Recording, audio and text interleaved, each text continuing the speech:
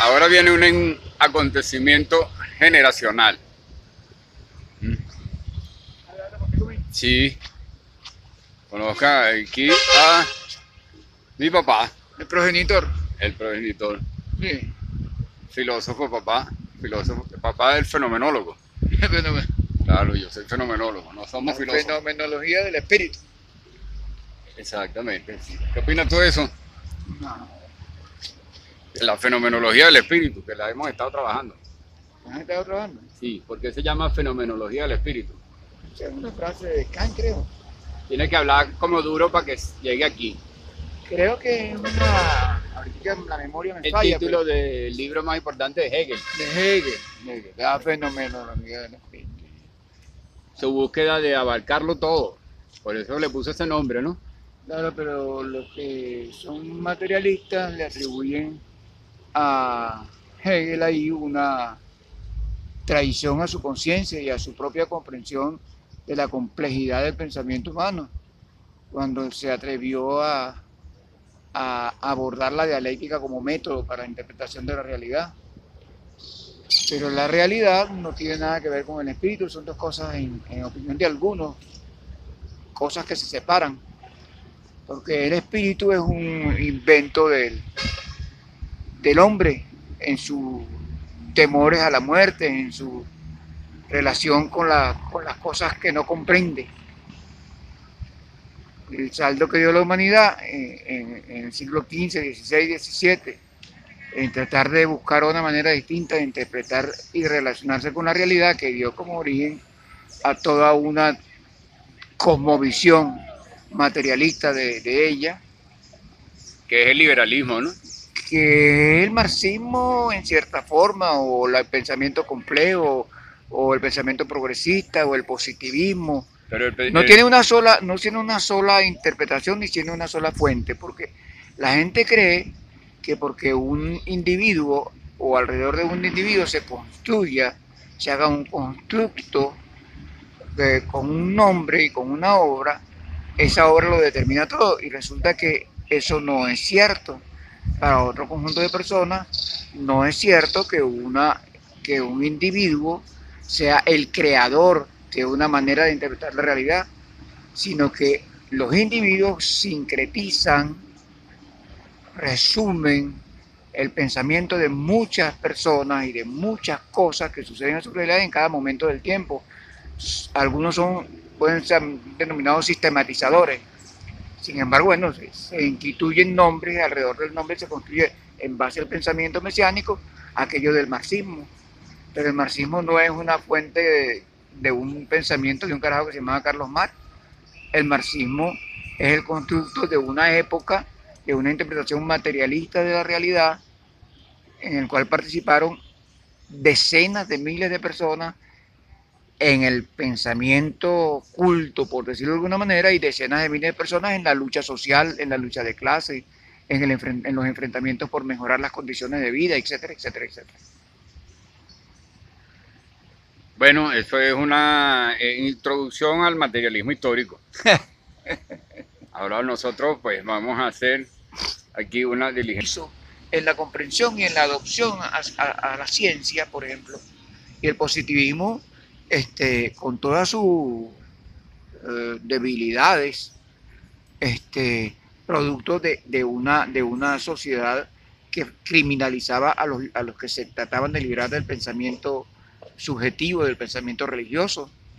Entonces adoptaron formas no francas de enfrentar el problema, pero contribuyeron enormemente. Incluso en Venezuela, la gente en Venezuela le niega a Adolf Erck y a todos los positivistas, pues, de lo que apoyaron incluso el régimen Augusto Conte y Comte era francés, era el fundador del positivismo, pero hay muchos carajos que siguieron esa corriente. En Venezuela hubo decenas.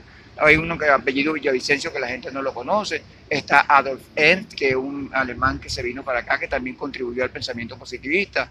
Está, ahorita se me van los nombres, la edad me jode. pero que se pueden además congregar en Claro, el pero mandato político del mismo Pérez Jiménez, ¿no? no, de Pérez Jiménez no, de Gómez.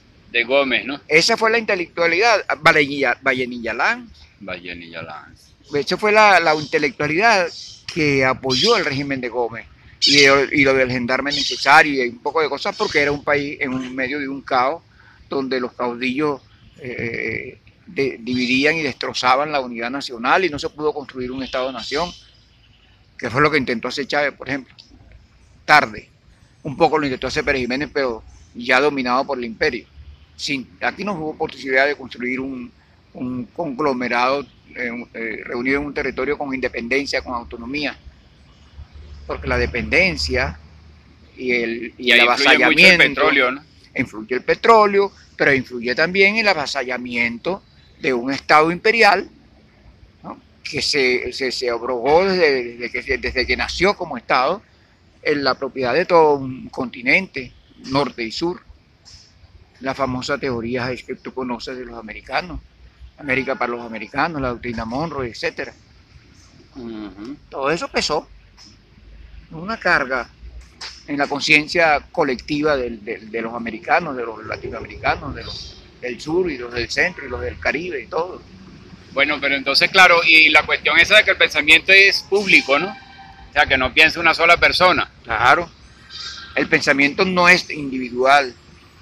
Cada persona que sintetiza algo o expresa algo a la cual muchas personas se adhieren, está interpretando a esas personas a las cuales se adhieren a eso, y está interpretando a otras personas que a lo mejor no son capaces de escribir o que no lo escribieron, ¿no? Pero alguien se sentó y sistematizó, y a partir de ahí se construye, pero se construye con base a los que han aportado en ausencia o en anonimato, y a los que van a seguir aportando para que esa idea crezca.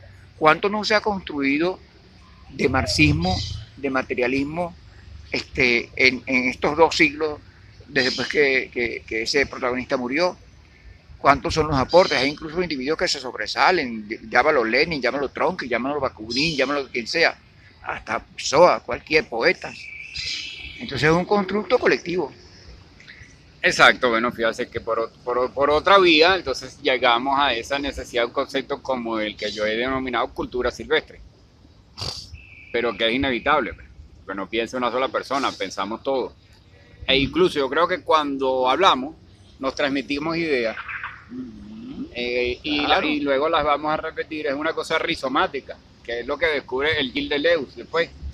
Para tratar de explicar académicamente eso que tú dices, Gilles Deleuze, que es otro fenómeno también que hereda el marxismo, o sea, que pensador de izquierda que trata de resolver los problemas, pues, del marxismo, y aplica el rizoma. Pero el quid de la cuestión es que en la medida que el pensamiento se aleja del mundo real material, empieza a ser constructos subjetivos y se aleja del propósito que es de que el hombre mejore su relación con la naturaleza y se integre a ella.